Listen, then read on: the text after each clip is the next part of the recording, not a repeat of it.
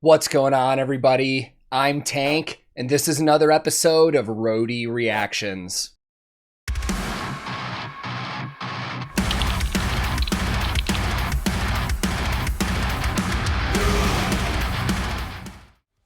In today's reaction video, I am once again going to be checking out a band for the very first time. And I've been hearing their name a lot lately, both in YouTube comments and from a lot of our friends on our Discord server. But admittedly, I don't know terribly much about this band. I'm fairly confident in saying it's metal or something in that ballpark because that's what a lot of people recommend on here. And the only thing I know for sure is that they're from Moldova, which is a country between Romania and Ukraine. The reason I know that is because when I was in high school, we had a foreign exchange student from Moldova, and I learned quite a few things about their country. But other than that, this is pretty much blind reaction. I really don't know what this is going to exactly sound like, but I'm super excited about it. Now, they're about to release a brand new album. On January 7th, 2022, their new album, Ecdysis, is going to release from Napalm Records. Now, as always, I'll throw links in the description of this video where you can go check out pre-orders and pre-ads and pre-saves to help support the band if you're already familiar with them or if this is new and you like what you hear today. But let's just jump into this, man. I will link this original video in the description below. And today, for the very first time ever, I'm going to be listening to Infected Rain and watching the brand new music video for their single, Fighter. Let's go.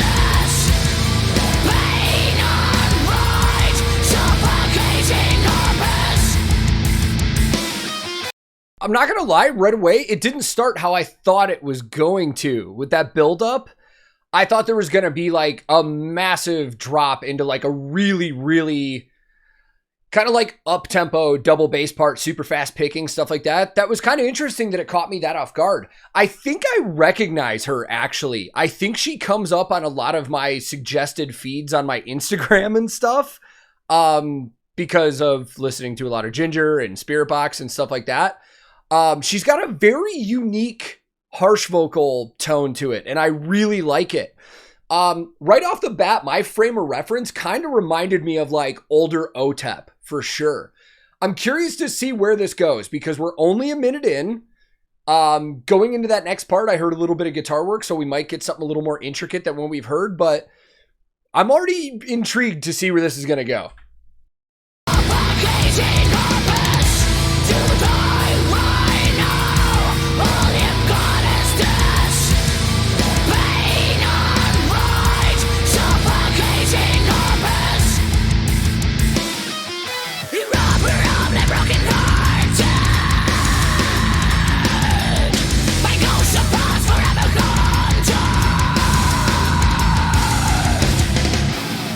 Oh, I like that chord progression.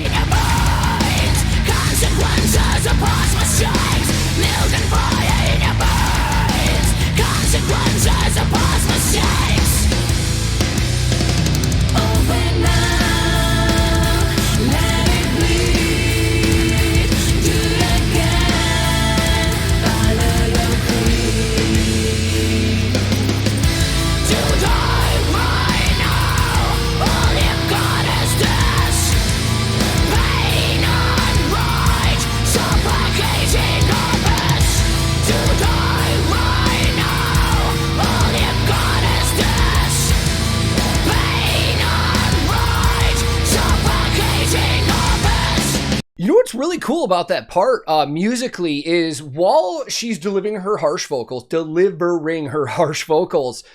it sounds like there's some melody there. Like rather than it just being a harsh tone, there are notes that she's going for, and it's matching what the lead guitar part is doing in the background. And it's just a really cool musical touch. I really, really like how that's being delivered. So let's break into some gear so far. This is kind of cool. Because the first thing I noticed right away is that their bass player is rocking a Dingwall bass. And we've been seeing Dingwall in so many videos lately. A lot of metal bands are picking up on Dingwall, which if you follow this channel along, you probably already know, but Dingwall is a custom guitar and bass company from Saskatoon, Saskatchewan, Canada. And they're very well known for making their multi-scale instruments with the fan fret system and stuff like that. Now, the bass that their bass player is using is a D-Rock, which used to be known up until a couple years ago as a D-Bird, and it was very, very inspired, almost an exact body style of the Gibson Thunderbird. Now, a couple years ago, they had to make some changes to it, and my only guess would be because Gibson was threatening a lawsuit, because Gibson is very known for doing that, especially recently. Their management has really been going after a lot of companies for like trademark infringement and the design and the patents and stuff like that. So because it was called the D-Bird and also had the same body style, they just made a couple tweaks to avoid lawsuits and stuff like that. But the basses don't sound anything alike at all. In my opinion, I actually like the sound of the Dingwall D-Bird on the demo, or the D-Rock. Sorry, Gibson, don't sue me. The D-Rock sound better than the Thunderbird sound on the demos that I've seen online. As for the guitar players, I'm positive they're both playing guitars from Mayonnaise. I can't exactly figure out what they are because admittedly, I'm not the best with models from Mayonnaise guitars. I've only seen a couple. I think one of them is a Duvel, but I don't know what the other one is. And Mayonnaise is a Polish guitar company that's been around since the early 80s. And they're family owned by a husband and wife. Now, I believe since the company has been around, the husband has passed on, and the company is now owned by the wife and their sons. So again, family owned and operated company, relatively small compared to a lot of other guitar manufacturers, but they make everything by hand. They have some really great luthiers, and there are a lot of European bands that use their products. So I'll try and figure out what exact models they're using and drop them in some little pop-up facts and stuff like that. But let's continue on where we're at.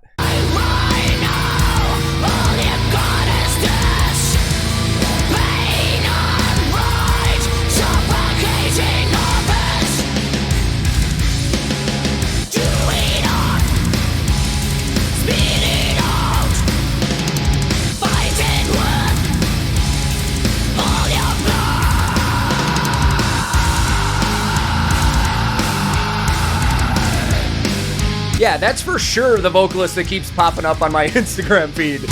That's wild.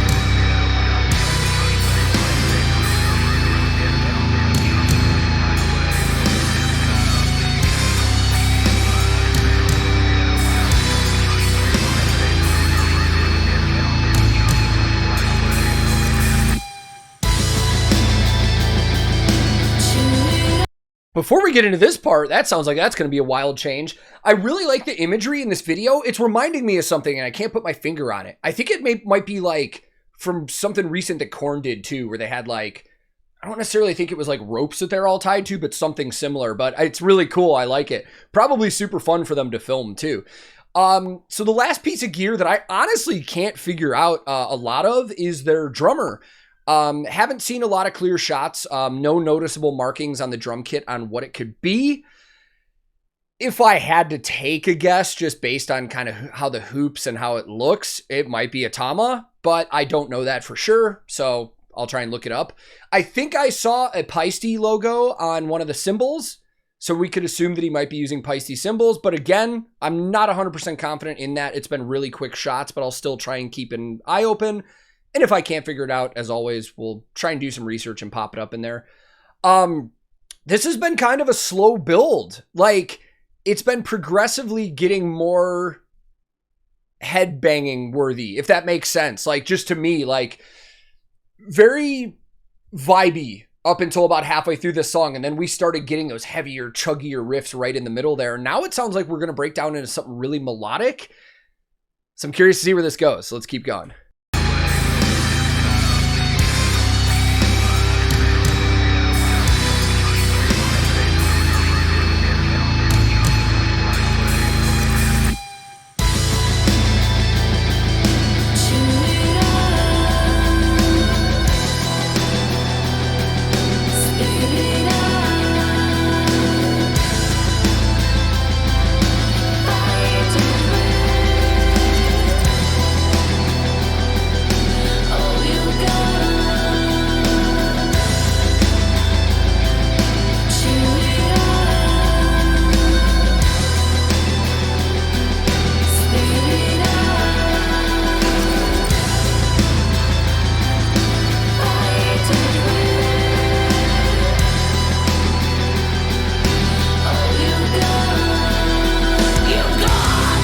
I want to go through that whole part again because there's, let me get to the right spot. All right, I think that's good enough, but that might be my favorite part of the song so far. There was so much cool stuff going on there. Vocally, I loved her voice in that. Very vibey, very atmospheric. There was like, and she has a great voice, like tonally, it was awesome. Drum-wise, there was some really cool work going on. It sounded simple, but if you really listen, aside from the actual full-on snare hits, there's like some almost ghosted 16th notes going on where he's constantly doing stuff and then coming in on the beat. The bass tone is excellent, and then the guitar work going on in the background is just a perfect fit. Again, it's all about vibe and atmosphere, and it was really cool. That was a really cool part.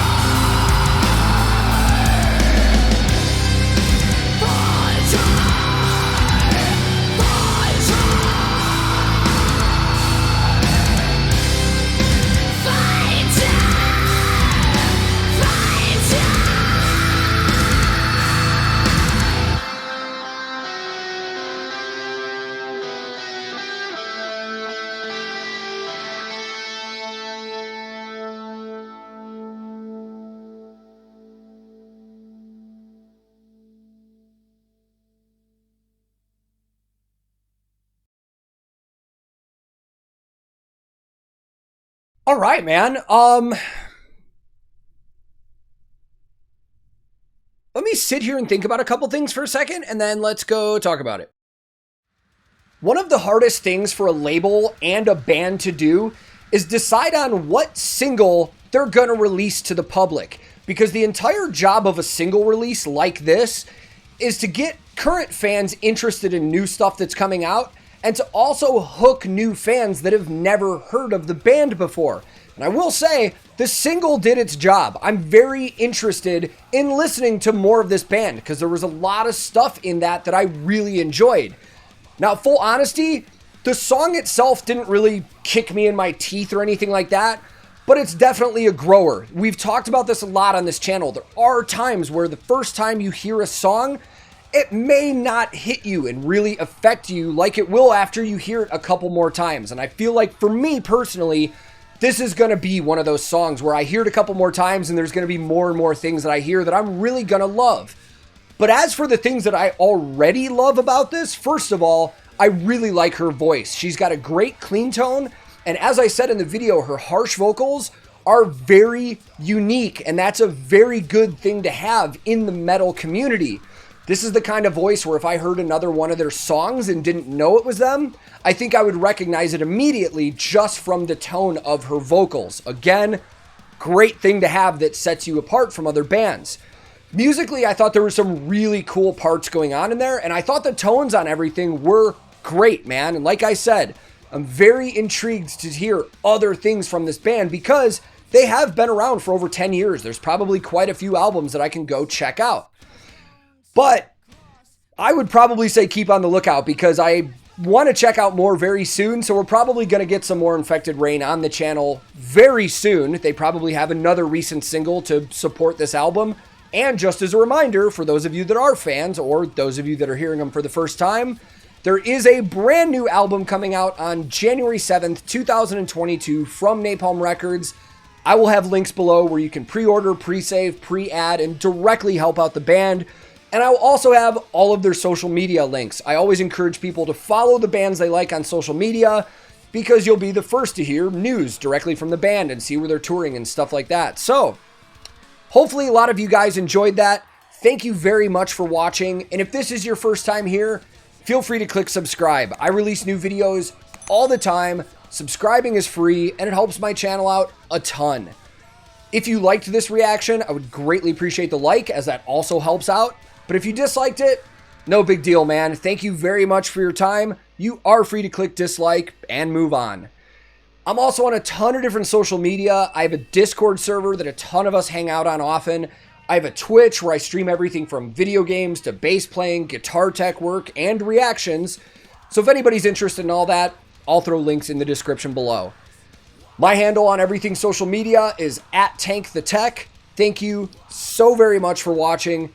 I will be back very soon with another episode of Roadie Reactions.